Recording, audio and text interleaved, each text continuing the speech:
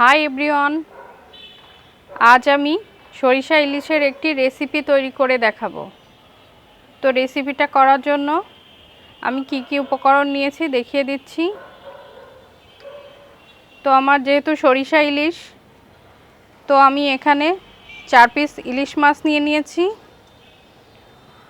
আর মশলা নিয়েছি 1 কাপ পেঁয়াজ বাটা, আর কাঁচা ঝাল, সাদা সরিষা, কালো সরিষা আর পেঁয়াজ, এটা বেটে পেস্ট করে নিয়েছি 1 কাপ, এই কাপের 1 কাপ।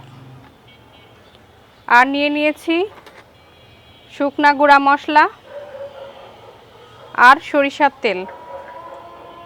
তো শুরু করে দিচ্ছি আমার সরিষা ইলিশ রান্নাটা। আজ আমরা সর্ষে ইলিশ করব।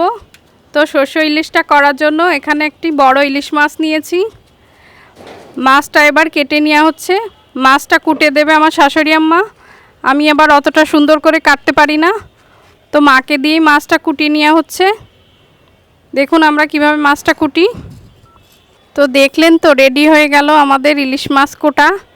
মা কি সুন্দর নিখুঁতভাবে মাছগুলো কুটেছে, সবগুলো সাইজ কি সুন্দর হয়েছে। তো আমরা এবার রান্নায় চলে যাব। চুলায় একটি প্যান বসিয়ে দিয়েছি। আমি এখানে 1 কাপ সরিষার তেল গরম করে নিয়েছি। 1 টেবিল চামচ পেঁয়াজ কুচি দিয়ে দিচ্ছি।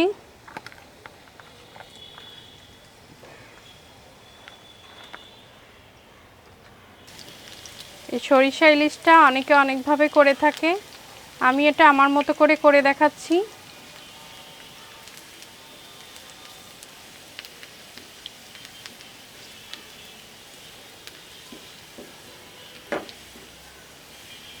তেলটা লাল, পেঁয়াজটা লাল হয়ে গেছে, এ পর্যায়ে দিয়ে দেব পেঁয়াজ বাটাটা।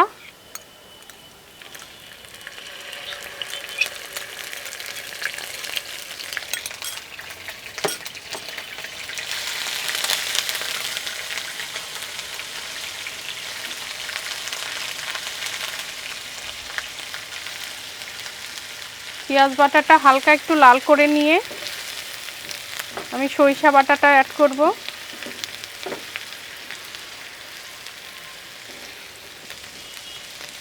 পেঁয়াজ বাটাটা হালকা লাল হয়ে গেছে,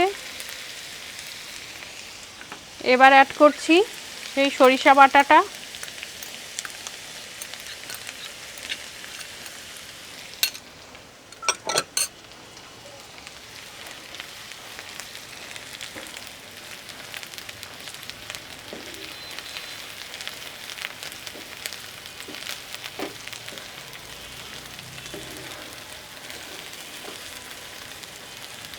এবার গুঁড়া মশলাগুলো দিয়ে দিব। দিয়ে দিচ্ছি স্বাদ অনুযায়ী 1 চা চামচ লবণ,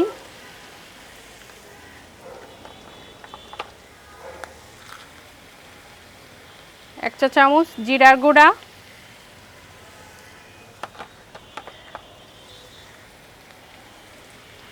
1 চা চামচ শুকনা ঝালের গুঁড়া,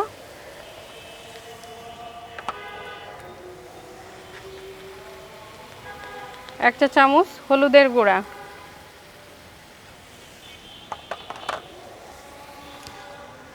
সবগুলো মশলা দেওয়া হয়ে গেছে, এবার আমি মশলাটাকে ভালোভাবে কষিয়ে নেব। কষিয়ে নেওয়া হয়ে গেছে, এবার অ্যাড করছি 2 কাপ পানি।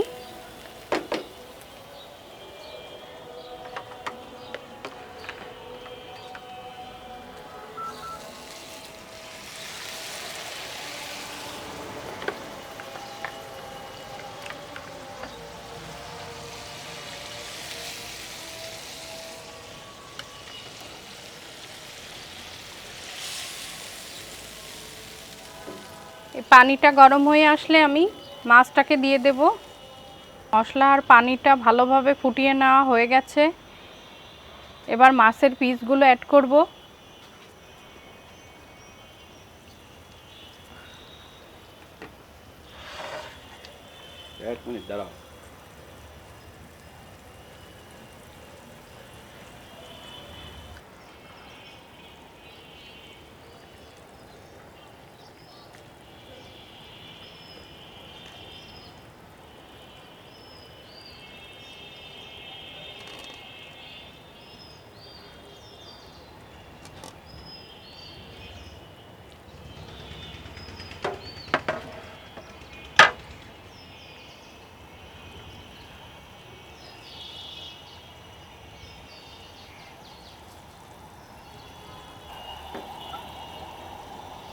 এবার মাছটাকে সিদ্ধ হয়ে আসার জন্য আমি মাছটাকে 5 মিনিট ঢেকে রান্না করব।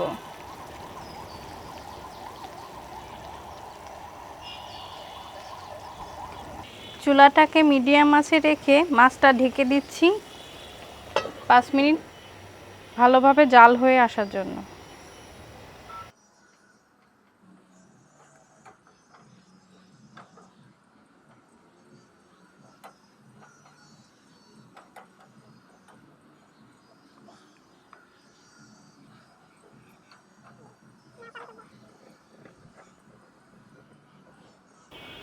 তো 5 মিনিট পর ঢাকনাটা উঠিয়ে দেখব মাছটা কেমন সেদ্ধ হয়েছে।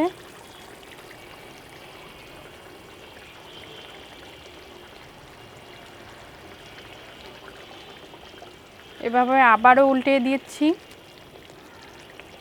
মাছটা পুরোপুরি সিদ্ধ হয়ে গেছে।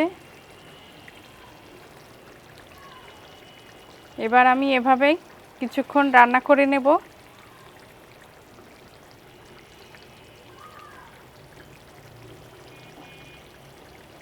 মশলাটা ঘন হয়ে আসার জন্য আমি এভাবে কিছুক্ষণ রান্না করে নেব। তো দেখুন কত সহজভাবে আমার সরিষা ইলিশ রান্নাটা হয়ে গেছে।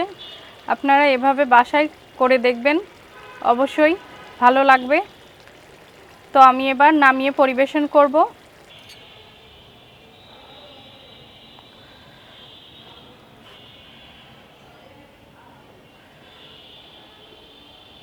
সরিষা ইলিশ রান্নাটা কেমন সুন্দর হয়েছে। তো আমার সরিষা ইলিশ রান্নাটা যদি ভালো লেগে থাকে তবে লাইক, কমেন্ট এবং শেয়ার করবেন। আবারও পরবর্তী রেসিপি নিয়ে চলে আসব।